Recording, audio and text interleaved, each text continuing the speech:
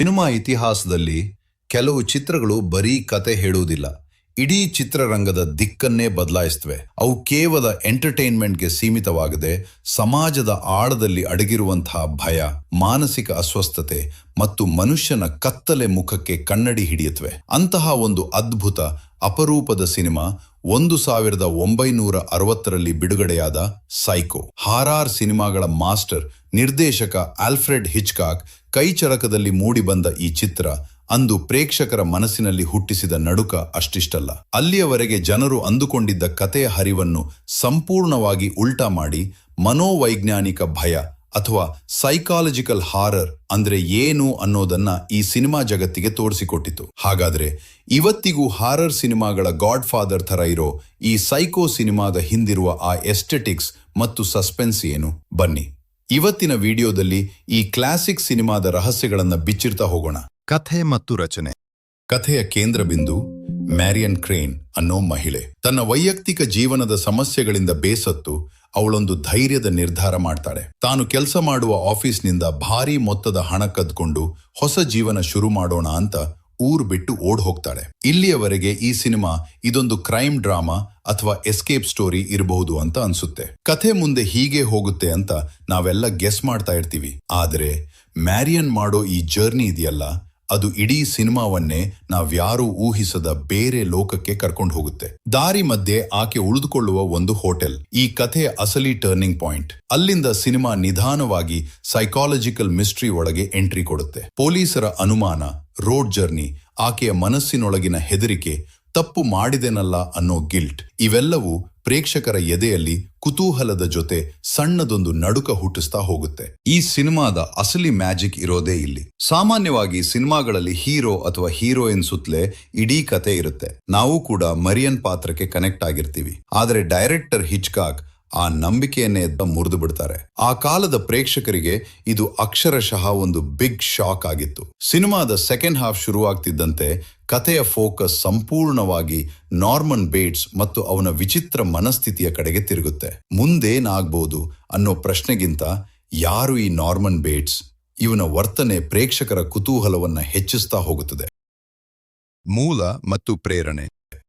ಅಂದಿನ ದಿನಗಳಲ್ಲಿ ಇಡೀ ಜಗತ್ತಿಗೆ ಭಯ ಹುಟ್ಟಿಸಿದ ಸೈಕೋ ಸಿನಿಮಾದ ಕಥೆಗೆ ಮೂಲ ಪ್ರೇರಣೆ ರಾಬರ್ಟ್ ಬ್ಲಾಕ್ ಅನ್ನೋ ಲೇಖಕ ಬರೆದ ಅದೇ ಹೆಸರಿನ ಒಂದು ಕಾದಂಬರಿ. ಆ ಕಾದಂಬರಿ ಏನೂ ಸಿನಿಮಾ ಶೈಲಿಯಲ್ಲಿ ಇರಲಿಲ್ಲ. ಆದ್ರೆ ಅದರಲ್ಲಿದ್ದ ಆ ಮಾನಸಿಕ ತಲ್ಲಣ ಮತ್ತು ವಿಕೃತ ಮನಸ್ಸಿನ ಕಾನ್ಸೆಪ್ಟ್ ಮಾಸ್ಟರ್ ಡೈರೆಕ್ಟರ್ ಹಿಚ್ಕಾಕ್ಗೆ ಸಿಕ್ಕಾಪಟ್ಟೆ ಇಷ್ಟ ಆಗ್ಬಿಡ್ತು. ಅವರು ಕಾದಂಬರಿಯಿಂದ ಕೇವಲ ಮುಖ್ಯ ಎಳೆಯನ್ನ ಮಾತ್ರ ತಗೊಂಡ್ರು. ಮನುಷ್ಯನ ಮನಸ್ಸಿನೊಳಗಿನ ಅಸಹಜ ಭಯ ಮತ್ತು ಸ್ಪ್ಲಿಟ್ ಪರ್ಸನಾಲಿಟಿ, ಅಂದ್ರೆ ಒಂದೇ ದೇಹದಲ್ಲಿ ಎರಡು ವಿಭಿನ್ನ ವ್ಯಕ್ತಿತ್ವ ಇರೋದನ್ನೇ ಸಿನಿಮಾದ ಪ್ರಮುಖ ಹೈಲೈಟ್ ಮಾಡಿಕೊಂಡ್ರು. ಪುಸ್ತಕದಲ್ಲಿದ್ದ ನಾರ್ಮನ್ ಬೇಟ್ಸ್ ಪಾತ್ರಕ್ಕೂ ಸಿನಿಮಾದ ನಾರ್ಮನ್ ಬೇಟ್ಸ್ ಪಾತ್ರಕ್ಕೂ ಸಾಕಷ್ಟು ವ್ಯತ್ಯಾಸವಿದೆ. ಕಾದಂಬರಿಯಲ್ಲಿದ್ದ ಅತಿಯಾದ ಹಿಂಸೆ ಮತ್ತು ರಕ್ತಪಾತವನ್ನು ಹಿಚ್ಕಾಕ್ ಅವರು ಸಿನಿಮಾದಲ್ಲಿ ಬುದ್ಧಿವಂತಿಕೆಯಿಂದ ಕಟ್ ಮಾಡಿದ್ರು. ಅದರ ಬದಲಿಗೆ ಪ್ರೇಕ್ಷಕರ ಮನಸ್ಸಿನ ಮೇಲೆಯೇ ನೇರ ಪರಿಣಾಮ ಬೀರುವಂತಹ ಸೈಕಾಲಜಿಕಲ್ ಇಂಪ್ಯಾಕ್ಟ್ ಆಗಿ ಕಥೆಯನ್ನ ಬದಲಾಯಿಸಿದ್ರು. ಆದ್ರೆ ಈ ಕಥೆಯ ಹಿಂದೆ ಇರೋ ಅಸಲಿ ನಿಜಾಂಶ ಬೇರೆನೇ ಇದೆ. ಲೇಖಕ ರಾಬರ್ಟ್ ಬ್ಲಾಕ್ಗೆ ಈ ಕಾದಂಬರಿ ಬರೆಯಲು ಪ್ರೇರಣೆ ನೀಡಿದ್ದು ಅಮೆರಿಕದಲ್ಲಿ ನಡೆದ ಒಂದು ನೈಜ ಘಟನೆ. ಅದು ಎಡ್ ಗೀನ್ ಅನ್ನೋ ಸೀರಿಯಲ್ ಕಿಲ್ಲರ್ನ ಭೀಕರ ಪ್ರಕರಣ. ಮೇಲ್ನೋಟಕ್ಕೆ ಈ ಎಡ್ ಗೀನ್ ತುಂಬಾ ಶಾಂತ ಸ್ವಭಾವದ ವ್ಯಕ್ತಿ, ಯಾರಿಗೂ ತೊಂದರೆ ಕೊಡದ, ತನ್ನಷ್ಟಕ್ಕೆ ತಾನು ಎನ್ನುವಂತೆ ಇರುತ್ತಿದ್ದ ಸಾಮಾನ್ಯ ವ್ಯಕ್ತಿ. ಆದ್ರೆ ಅವನ ಅಸಲಿ ಮುಖ ತೀರಾ ಭಯಾನಕವಾಗಿತ್ತು. ತಾಯಿಯ ಮೇಲಿನ ಅತಿಯಾದ ಅವಲಂಬನೆ, ಸಮಾಜದಿಂದ ದೂರ ಉಳಿದದ್ದು ಮತ್ತು ವಿಕೃತ ಮನಸ್ಥಿತಿ ಅವನನ್ನ ಒಬ್ಬ ಕ್ರೂರ ಅಪರಾಧಿಯನ್ನಾಗಿ ಮಾಡಿಬಿಟ್ಟಿತ್ತು. 1950ರ ದಶಕದಲ್ಲಿ ಈ ಎಡ್ ಗೀನ್ ಪ್ರಕರಣ ಇಡೀ ಅಮೆರಿಕಾವನ್ನೇ ಬೆಚ್ಚಿ ಬೀಳಿಸಿತ್ತು. ನಮ್ಮ ಕಣ್ಣೆದುರೇ ಇಷ್ಟೊಂದು ನಾರ್ಮಲ್ ಆಗಿ ಕಾಣೋ ವ್ಯಕ್ತಿಯೊಳಗೆ ಇಂಥದ್ದೊಂದು ರಾಕ್ಷಸ ಅಡಗಿರಲು ಸಾಧ್ಯನಾ ಅನ್ನೋ ಪ್ರಶ್ನೆ ಅಂದು ಪ್ರತಿಯೊಬ್ಬರನ್ನೂ ಕಾಡಿತ್ತು. ಜನರ ಮನಸ್ಸಿನಲ್ಲಿದ್ದ ಅದೇ ಹೆದರಿಕೆ, ಅದೇ ಅನಿಶ್ಚಿತತೆಯನ್ನೇ ಬಂಡವಾಳ ಮಾಡಿಕೊಂಡ ಹಿಚ್ಕಾಕ್ ಅದನ್ನೇ ಸೈಕೋ ಸಿನಿಮಾದ ಬೆನ್ನೆಲುಬಾಗಿ ಬಳಸ್ಕೊಂಡ್ರು. ಪಾತ್ರ ಚಿತ್ರಣ ಮತ್ತು ಅಭಿನಯ.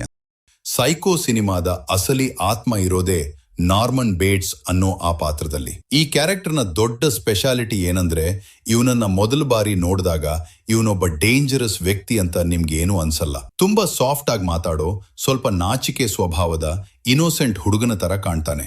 ಅವನ ಮಾತಲ್ಲಿ ಒಂದು ನಿಷ್ಕಲ್ಮಶ ಭಾವನೆ ಇದೆ, ನಡವಳಿಕೆಯಲ್ಲಿ ಒಂದು ಸಣ್ಣ ಹಿಂಜರಿಕೆ ಇದೆ. ಆದರೆ ಅವನು ಎಷ್ಟು ನಾರ್ಮಲ್ ಆಗಿ ಕಾಣ್ತಾನೋ ಅದೇ ಈ ಸಿನಿಮಾದ ಅತಿ ದೊಡ್ಡ ಪ್ಲಸ್ ಪಾಯಿಂಟ್. ನಾರ್ಮನ್ ಬೇಟ್ಸ್ ಒಳಗಡೆ ನಡೀತಾ ಇರೋ ಆ ಮಾನಸಿಕ ಹೋರಾಟ, ಅವನಲ್ಲಿ ಅಡಗಿಕೊಂಡ ಭಾವನೆಗಳು ಹಂತ ಹಂತವಾಗಿ ಹೊರಬರ್ತಾ ಹೋದಾಗ ಪ್ರೇಕ್ಷಕರು ಶಾಕ್ ಆಗ್ತಾರೆ. ಈ ಒಂದು ಕ್ಯಾರೆಕ್ಟರ್ ಡಿಸೈನ್ ಸೈಕೋ ಸಿನಿಮಾವನ್ನ ಆ ಕಾಲದ ಬೇರೆಲ್ಲ ಮಾಮೂಲಿ ಹಾರರ್ ಸಿನಿಮಾಗಳಿಗಿಂತ ಸಂಪೂರ್ಣವಾಗಿ ಬೇರ್ಪಡಿಸಿ ನಿಲ್ಲಿಸುತ್ತೆ. ಇನ್ನು ಈ ನಾರ್ಮನ್ ಬೇಟ್ಸ್ ಪಾತ್ರಕ್ಕೆ ಅಕ್ಷರಶಃ ಜೀವ ತುಂಬಿದವರು ನಟ ಆಂಥೋನಿ ಪರ್ಕಿನ್ಸ್. ಇವರ ನಟನೆ ನಿಜಕ್ಕೂ ಒಂದು ಮಾಸ್ಟರ್ ಕ್ಲಾಸ್. ತಮ್ಮ ಸಣ್ಣ ಸಣ್ಣ ಹಾವಭಾವಗಳು, ಆ ನರ್ವಸ್ ಆದ ಮುಗುಳ್ನಗೆ, ಕಣ್ಣುಗಳ ಮೂವ್ಮೆಂಟ್ ಮತ್ತು ಮಾತಾಡುವಾಗ ಮಧ್ಯೆ ಮಧ್ಯೆ ತಡಕಾಡುವ ಶೈಲಿ, ಇವುಗಳ ಮೂಲಕ ನಾರ್ಮನ್ ಮನಸ್ಸಿನೊಳಗಿನ ಆ ಅಸ್ತವ್ಯಸ್ತತೆಯನ್ನ ಪರ್ಕಿನ್ಸ್ ಅದ್ಭುತವಾಗಿ ತೆರೆ ಮೇಲೆ ತಂದಿದ್ದಾರೆ. ಕೆಲವು ಸೀನ್ಗಳಲ್ಲಂತೂ ನಾರ್ಮನ್ ನೋಡಿದ್ರೆ ನಮಗೆ ತುಂಬಾ ಪಾಪ ಅನ್ಸುತ್ತೆ, ಅವನ ಮೇಲೆ ಕನಿಕರ ಬರುತ್ತೆ. ಆದ್ರೆ ಅದೇ ಸಮಯದಲ್ಲಿ ಅವನನ್ನು ನೋಡಿದ್ರೆ ಒಳಗೊಳಗೆ ಒಂದು ನಿಗೂಢ ಹೆದರಿಕೆ, ಒಂದು ಅನ್ಕಂಫರ್ಟಬಲ್ ಫೀಲಿಂಗ್ ಕೂಡ ಶುರುವಾಗುತ್ತೆ. ಪ್ರೇಕ್ಷಕರಲ್ಲಿ ಇಂಥದ್ದೊಂದು ಗೊಂದಲ ಸೃಷ್ಟಿಸೋದು ಸುಲಭದ ಮಾತಲ್ಲ. ನಾರ್ಮನ್ ಬೇಟ್ಸ್ ಪಾತ್ರದ ಮತ್ತೊಂದು ಸೈಕಾಲಜಿಕಲ್ ಲೇಯರ್ ಅಂದ್ರೆ ಅವನಿಗೆ ತನ್ನ ತಾಯಿಯ ಮೇಲಿರೋ ಅತಿಯಾದ ವ್ಯಾಮೋಹ ಮತ್ತು ಅವಲಂಬನೆ. ಇದನ್ನು ಕೂಡ ಆಂಥೋನಿ ಪರ್ಕಿನ್ಸ್ ತುಂಬಾ ಅದ್ಭುತವಾಗಿ ಮ್ಯಾನೇಜ್ ಮಾಡಿದ್ದಾರೆ. ಸಿನಿಮಾದಲ್ಲಿ ತಾಯಿಯ ಬಗ್ಗೆ ಮಾತನಾಡುವಾಗಲೆಲ್ಲ ಸಡನ್ ಆಗಿ ಅವನ ಧ್ವನಿ ಬದಲಾಗತ್ತೆ, ಮುಖದ ಎಕ್ಸ್ಪ್ರೆಷನ್ ಟೆನ್ಸ್ ಆಗತ್ತೆ. ಅವನೊಳಗಿನ ಆ ಮಾನಸಿಕ ಅಸಮತೋಲನ ಎಷ್ಟು ಸೈಲೆಂಟ್ ಆಗಿ ಪ್ರೇಕ್ಷಕರಿಗೆ ತಲುಪುತ್ತೆ ಅಂದ್ರೆ ಅದೇ ಪರ್ಕಿನ್ಸ್ ಅವರ ಅಭಿನಯಕ್ಕೆ ಸಿಕ್ಕ ದೊಡ್ಡ ಗೆಲುವು. ಸ್ನೇಹಿತರೆ, ಸಿನಿಮಾದ ಮೊದಲ ಭಾಗ ನಮಗೆ ಇಷ್ಟೊಂದು ಆಪ್ತವಾಗಲು ಮತ್ತು ನಮ್ಮ ಮನಸ್ಸಿಗೆ ಹತ್ತಿರವಾಗಲು ಕಾರಣ ಮ್ಯಾರಿಯನ್ ಕ್ರೇನ್ ಅನ್ನೋ ಪಾತ್ರ. ಈ ಪಾತ್ರಕ್ಕೆ ಜೀವ ತುಂಬಿದವರು ಖ್ಯಾತ ನಟಿ ಜಾನೆಟ್ ಲೀ. ಸಿನಿಮಾದಲ್ಲಿ ಇವರ ಪಾತ್ರದ ಅವಧಿ ತುಂಬಾ ಕಡಿಮೆ ಇದ್ದರೂ ಅದು ಪ್ರೇಕ್ಷಕರ ಮೇಲೆ ಬೀರೋ ಇಂಪ್ಯಾಕ್ಟ್ ಇದೆಯಲ್ಲ, ಅದು ನಿಜಕ್ಕೂ ಅವರ್ಣನೀಯವಾಗಿರುವಂಥದ್ದು. ಮ್ಯಾರಿಯನ್ ಕ್ರೇನ್ ಪಾತ್ರದಲ್ಲಿ ನಮಗೆ ತಪ್ಪು ಒಪ್ಪುಗಳಿರುವ ಒಬ್ಬ ಆರ್ಡಿನರಿ ವಿಮೆನ್ ಕಾಣಿಸ್ತಾಳೆ. ತಪ್ಪು ಮಾಡಿದಾಗ ಕಾಡೋ ಆ ಆತಂಕ, ಪೊಲೀಸರನ್ನ ನೋಡಿದಾಗ ಆಗೋ ಭಯ, ಜೊತೆಗೆ ಹೊಸ ಜೀವನದ ಭರವಸೆ, ಹೀಗೆ ಪ್ರತಿಯೊಂದು ಎಮೋಷನ್ ಕೂಡ ಜಾನೆಟ್ ಲೀ ಅವರ ಅಭಿನಯದಲ್ಲಿ ಅಷ್ಟು ನ್ಯಾಚುರಲ್ ಆಗಿ ಹರಿದು ಬಂದಿದೆ. ಜಾನೆಟ್ ಲೀ ಅವರ ಅದ್ಭುತ ಸ್ಕ್ರೀನ್ ಪ್ರೆಸೆನ್ಸ್ ಎಂಥದ್ದು ಅಂದ್ರೆ ಸಿನಿಮಾ ಶುರುವಾದ ಮೊದಲ ಅರ್ಧ ಗಂಟೆಯಲ್ಲೇ ಪ್ರೇಕ್ಷಕರು ಸಂಪೂರ್ಣವಾಗಿ ಆಕೆಯ ಜರ್ನಿಗೆ ಕನೆಕ್ಟ್ ಆಗ್ಬಿಡ್ತಾರೆ. ಆಕೆ ಕದ್ದ ಹಣ ಸಿಗುತ್ತಾ, ಆಕೆ ಸೇರ್ಬೇಕಾದ ಜಾಗ ಸೇರ್ತಾಳಾ ಅಂತ ಅವಳ ಪರವಾಗಿಯೇ ಯೋಚಿಸೋಕೆ ಶುರು ಮಾಡ್ತಾರೆ.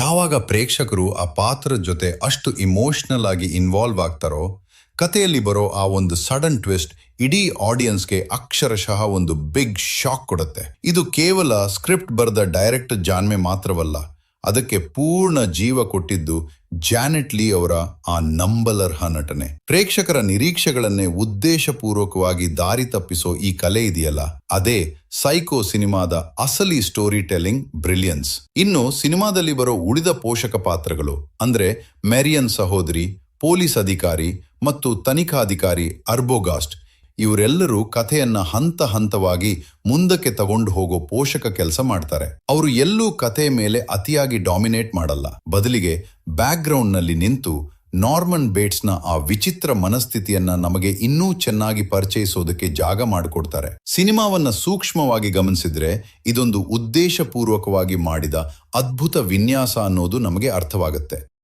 ಸಂಗೀತ ಮತ್ತು ಧ್ವನಿ. ಸ್ನೇಹಿತರೆ, ಸೈಕೋ ಸಿನಿಮಾದಲ್ಲಿ ಬ್ಯಾಕ್ಗ್ರೌಂಡ್ ಮ್ಯೂಸಿಕ್ ಅಂದ್ರೆ ಅದು ಬರೀ ಹಿನ್ನೆಲೆ ಸಂಗೀತ ಮಾತ್ರವಲ್ಲ, ಅದು ಕಥೆಯ ಜೊತೆಯಲ್ಲೇ ಸಾಗೋ ಮತ್ತೊಂದು ಪ್ರಮುಖ ಪಾತ್ರ. ಈ ಸಿನಿಮಾದಲ್ಲಿರೋ ಭಯ, ಆತಂಕ ಮತ್ತು ಮಾನಸಿಕ ಒತ್ತಡವನ್ನ ಪ್ರೇಕ್ಷಕರ ಮನಸ್ಸಿನೊಳಗೆ ನೇರವಾಗಿ ನುಗ್ಗಿಸೋ ಶಕ್ತಿ ಇರೋದೇ ಈ ಸಂಗೀತಕ್ಕೆ. ಚಿತ್ರದ ಈ ಅದ್ಭುತ ಮ್ಯೂಸಿಕ್ ಸ್ಕೋರ್ ಕಂಪೋಸ್ ಮಾಡಿದವರು ಬರ್ನಾರ್ಡ್ ಹರ್ಮನ್. ಇವರ ಈ ಮ್ಯೂಸಿಕ್ ಡಿಸೈನ್ ಸಿನಿಮಾವನ್ನ ಇತಿಹಾಸದಲ್ಲೇ ಒಂದು ವಿಭಿನ್ನ ಸ್ಥಾನಕ್ಕೆ ತಂದು ನಿಲ್ಲಿಸಿದೆ. ಹರ್ಮನ್ ಅವರು ಇಲ್ಲಿ ಯಾವುದೇ ಭಾರೀ ಆರ್ಕೆಸ್ಟ್ರಾ ಅಥವಾ ಇಮೋಷನಲ್ ಮೆಲೋಡಿಗಳನ್ನ ಬಳಸಲಿಲ್ಲ. ಅದರ ಬದಲಿಗೆ ಅವರು ಕೇವಲ ಸ್ಟ್ರಿಂಗ್ ಇನ್ಸ್ಟ್ರೂಮೆಂಟ್ಸ್ ಅಂದ್ರೆ ವಯಲಿನ್ ಅಂತಹ ತಂತಿ ವಾದ್ಯಗಳನ್ನು ಮಾತ್ರ ಬಳಸಿ ಕಠಿಣ ಮತ್ತು ತೀಕ್ಷ್ಣವಾದ ಧ್ವನಿಗಳನ್ನು ಸೃಷ್ಟಿಸಿದ್ರು. ಈ ಮ್ಯೂಸಿಕ್ ಎಷ್ಟೊಂದು ಅದ್ಭುತವಾಗಿದೆ ಅಂದ್ರೆ ಕೆಲವು ಸೀನ್ಗಳಲ್ಲಿ ಬರೋ ನಿಶಬ್ದ ಅಥವಾ ಸೈಲೆನ್ಸ್ ಕೂಡ ನಮಗೆ ಭಯ ಹುಟ್ಟಿಸುತ್ತೆ. ಈ ಸೈಲೆನ್ಸ್ ಮತ್ತು ಸಡನ್ ಆಗಿ ಬರೋ ಸೌಂಡ್ ಬರ್ಸ್ಟ್ಗಳು ಪ್ರೇಕ್ಷಕರ ಮೇಲೆ ನೇರವಾಗಿ ಪರಿಣಾಮ ಬೀರುತ್ತವೆ.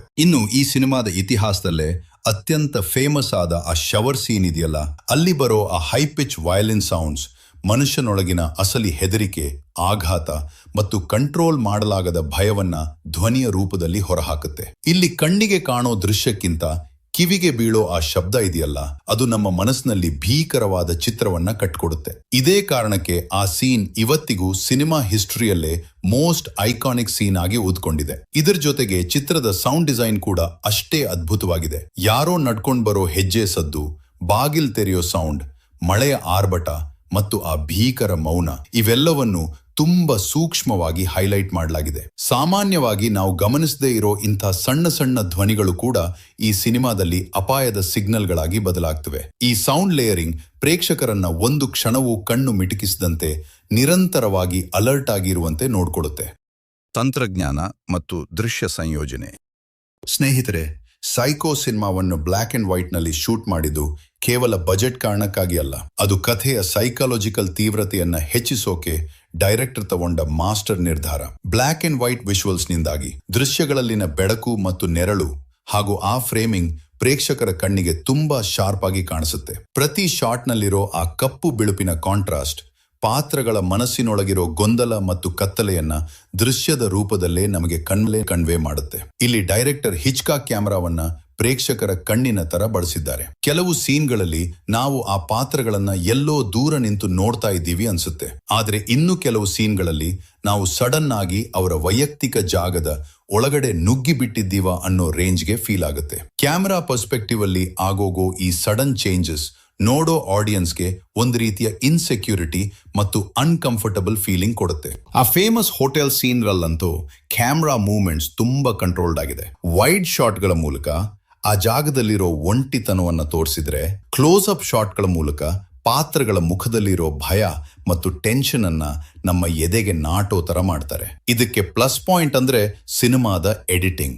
ಒಂದು ಸೀನ್ ನಿಂದ ಇನ್ನೊಂದು ಸೀನ್ಗೆ ಕಟ್ ಆಗೋ ಟೈಮಿಂಗ್ ಎಷ್ಟು ಪರ್ಫೆಕ್ಟ್ ಆಗಿದೆ ಅಂದ್ರೆ, ಕಥೆಯಲ್ಲಿ ಏನೋ ತಪ್ಪು ನಡೀತಾ ಇದೆ ಅನ್ನೋ ಆತಂಕ ಪ್ರೇಕ್ಷಕರ ಮನಸ್ಸಲ್ಲಿ ನಿರಂತರವಾಗಿ ಕಾಡ್ತಾ ಇರುತ್ತೆ. ಮುಖ್ಯವಾಗಿ ಆ ಶವರ್ ಸೀನ್ ನಲ್ಲಿ ಬಳಸಲಾದ ಆ ತೀವ್ರವಾದ ರ್ಯಾಪಿಡ್ ಕಟ್ಸ್ ಇದೆಯಲ್ಲ, ಅಲ್ಲಿ ಎಲ್ಲೂ ಅತಿಯಾದ ಹಿಂಸೆಯನ್ನ ಡೈರೆಕ್ಟ್ ಆಗಿ ತೋರಿಸಿಲ್ಲ.